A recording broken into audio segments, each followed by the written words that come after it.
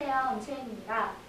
저는 오늘 퀴즈의 첫 번째 발언자로서 여러분께 일러스트레이션의 골든 에이지와 그때 흔히 볼 수 있었던 자포니즘 혹은 자포네스크에 관해서 말씀을 드리려고 해요.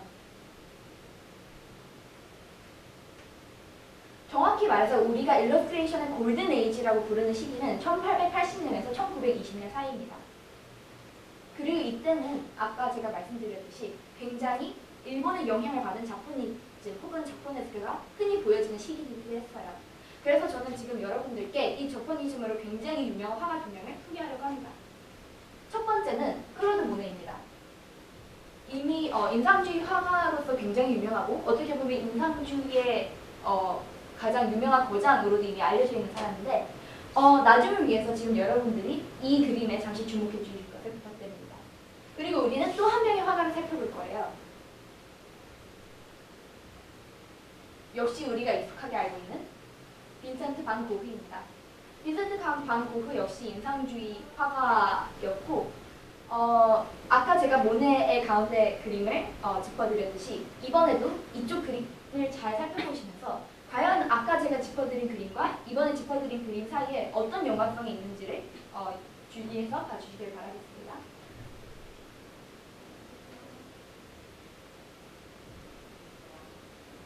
그렇다면 이제 이 두 개를 대놓고 비교했을 때 여러분들은 이 두 개의 그림에 어떤 공통점이 있다고 생각하시나요? 뭐 답이 이미 뻔하게 보이는 것일지도 모르겠지만 대답은 바로 자포네스크 혹은 자포니즘입니다. 여러분 이 고흐의 자화상의 그 배경을 보시면 굉장히 일본적인 전통적인 그림들로 이 뒤에 배경들이 가득 채워져 있다는 걸 아실 수 있으실 거예요. 그리고 조금이라도 모네에 관심이 있으신 분들이라면 이미 이 그림의 소재가 바로 모네의 집에 실제로 걸려 있었던 다리라는 것을 알 수 있을 텐데 이 다리는 바로 일본 문화에 심취해 있던 모네가 직접 일본식으로 주문해서 만든 다리입니다. 그리고 이 다리는 고흐의 그림에 굉장히 여러 번 등장했고 그는 굉장히 많은 때와 장소와 날씨에 따라 하여간 그는 굉장히 많은 다리의 그림을 굉장히 다른 때에 다른 방식으로 그리곤 했답니다. 그렇다면 과연 아까 그 두 개만으로 이 화가들이 자포네스크로 유명하다고 말할 수 있느냐 하면 그건 아니죠. 그렇기 때문에 저는 여러분들께 조금 더 확실하게 이 사람들이 얼마나 자포네스크에 심취했는지를 보여드릴 수 있는 그림을 가지고 왔습니다. 첫 번째 그림은 솔직히 말해서 딱 봤을 때는 유럽 화가가 그린 작품이라고 생각할 수 없죠. 하지만 이 그림을 그린 사람은 바로 빈센트 반 고흐입니다. 심지어 그가 창작한 그림도 아니고 일본에 이미 존재하는 하나를 그대로 옮겨 그린 거죠. 고흐는 이 외에도 나중에도 몇 점 더 보여드릴 것이지만 하나들을 그대로 모작하는 것을 즐겨했고 지금까지 앞으로 제가 말씀드렸거나 지금까지 말씀드린 모든 화가들 중에서도 고흐가 가장 일본의 화풍이 심취한 화가라고 말씀드릴 수 있겠습니다. 또 이미 예상하셨을지도 모르겠지만 이 그림은 클로드 모네가 그린 그림인데요. 이 그림의 모델은 바로 클로드 모네 자신의 아내로 아내가 기모노를 입고 있는 모습을 스케치하고 또 역시 일본풍으로 되어 있는 혹은 적어도 유럽 사람들은 일본풍이라고 생각했던 부채들이 뒤에 배경으로 걸려 있습니다. 그렇다면 왜 서양권 사람들은 이렇게도 일본 문화에 열광하게 되었을까요? 그 시작을 알아보자면 일단 16세기, 18세기에 흥행됐던 혹은 선풍적으로 인기를 끌었던 중국 문화부터 시작할 필요가 있습니다. 위의 그림은 1662년에 그려진 그림의 일부를 잘라낸 것이고요. 아래 그림은 1885년 즈음에 그려진 그림입니다. 두 그림의 공통점은 아마도 당연히 중국이겠죠. 위의 그림은 그때 하나쯤 있지 않으면 시대 뒤떨어진 사람 취급을 당했던 중국식 도자기의 정물화를 그린 것이고 밑에 이 아이들이 들고 있는 등불 역시 중국의 영향으로 중국식 등불이 유럽에 들어온 것입니다. 그리고 중국에서 시작된 그리고 중국 물건으로 시작된 동양에 대한 관심은 이어서 바로 그 옆 나라이자 상당히 빨리 서양과 교류를 시작했던 일본 물건으로까지 이어지죠. 일단 시작은 일본 물건에 대한 관심이었습니다. 위의 그림은 역시 서양 화가가 그린 일본 인형에 대한 정물화이고요. 밑에 그림은 일본 물건을 구경하는 두 여인을 그린 그림입니다. 이때 당시에는 그 조금 전에 중국 물건들이 그려있듯이 일본 문화 하나 둘쯤 장만하지 않으면 그 시대의 진정한 사교계 인사라고 불릴 수 없을 정도로 일본 물건이 일단 선풍적인 인기를 끌기 시작했죠. 그리고 그 인기는 결국 화풍으로까지 이어집니다. 여러분, 여기 이 두 개의 그림과 여기 이 두 개의 그림 중에서 각각 하나씩은 빈센트 반 고흐가 그린 겁니다. 그리고 많은 사람들의 예상과는 다르게 오른쪽, 이쪽에 있는 그림이 빈센트 반 고흐의 그림이죠. 오히려 진짜 일본 화가보다도 훨씬 더 일본식의 스타일을 강조한 그림이라고도 할 수 있겠는데요. 아까도 말씀드렸듯이 고흐는 이 화가들 자체를 따라드리는 것은 굉장히 심취하고 심취했고 나중에는 거의 동양의 철학을 이해하다시피 한 듯한 화풍으로 동양의 화풍을 그대로 차용해서 자신 나라의 정서에 맞게 새로운 그림을 그려내기도 했습니다. 모네 역시 굉장히 다양한 방향으로 일본 화풍에 영향을 받았는데요.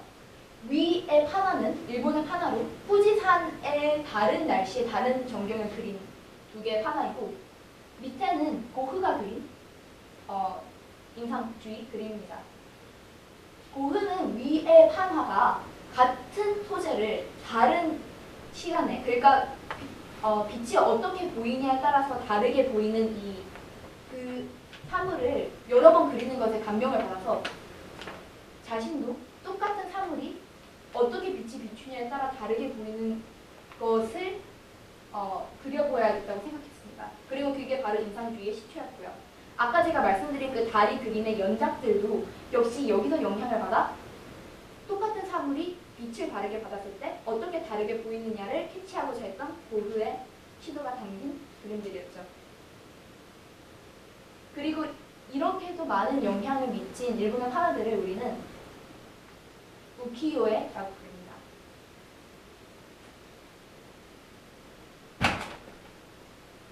그렇다면 우리가 지금까지 자포니즘에 관해서 이야기를 했는데 다시 우리의 또 다른 주제로 돌아가서 이때가 어째서 일러스트레이션의 골든 에이지라고 불렸을까요? 일단 이 1880년부터 1920년이라는 시기는 굉장히 애매한 시기였습니다. 1880년 즈음에 이미 인쇄술은 극도로 발달을 하여서 굉장히 컬러풀한 인쇄가 가능했었고 딱히 이제 텔레비전이나 영화 같은 매체들이 그렇게까지 대중적으로 발달하지 않은 시기였습니다.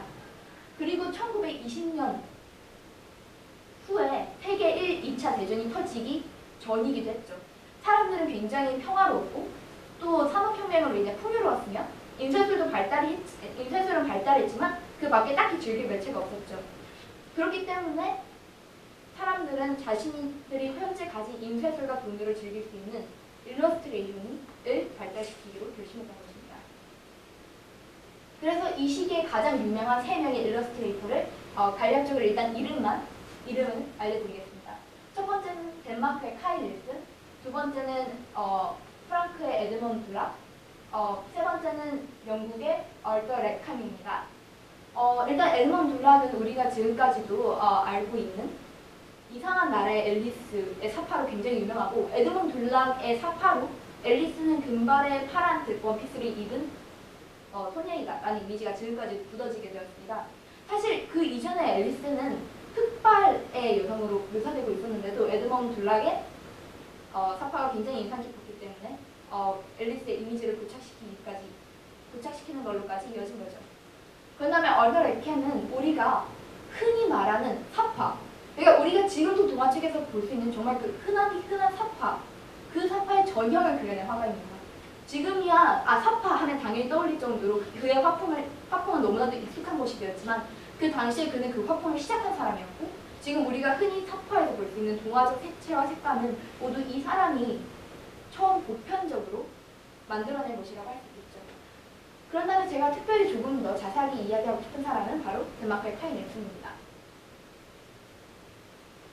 여기 두 점의 그의 그림들을 가져왔는데요. 아무래도 우리가 조금 전에 자세히 다룬 주제가 자포네스크인 만큼 조금 가장 동양적인 색채가 짙은 화가를 한명 자세히 같이 알아볼까 합니다. 일단 이 두 개가 바로 카일 닐슨의 일러스트레이션인데, 일단 이 소나무와 바다의 묘사에서 우리는 아까 우리가 보았던 뭔가 일본스러운 우키요의 향기를 느낄 수 있습니다. 그 다음에 이게 조금 더 직접적으로 드러난 그림이 하나 더 있는데요.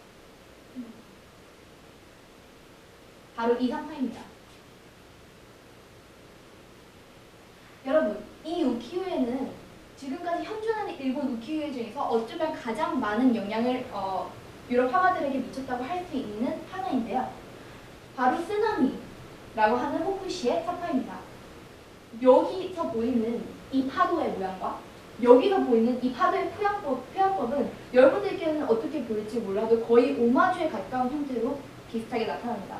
한다음에 꼭 카일 닐슨뿐만 아니라 그 이후에 많은 화가들이 파도를 묘사할 때 이 화풍을 거의 그대로 따라 쓰는 기태를 많이 보여주기도 했죠. 심지어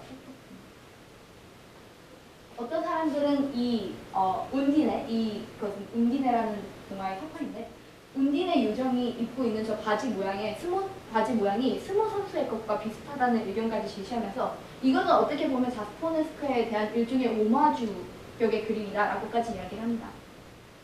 그래서 저의 발표는 이쯤에서 마무리를 지을 것 같고요. 여러분들이 지금 제 발표를 들음으로써 1880년에서 1920년 하면 그때 일본이 굉장히 유럽에 많은 영향을 미쳤었지, 그리고 그때는 사파가 굉장히 화려한 시대라고 들었어. 그렇다면 지금 나오는 동화책들에도 그들의 사파를 집어넣은 것들이 있지 않을까 하는 생각을 한 번쯤 하시고 관심을 가져주시면 굉장히 감사할 것 같습니다. 감사합니다.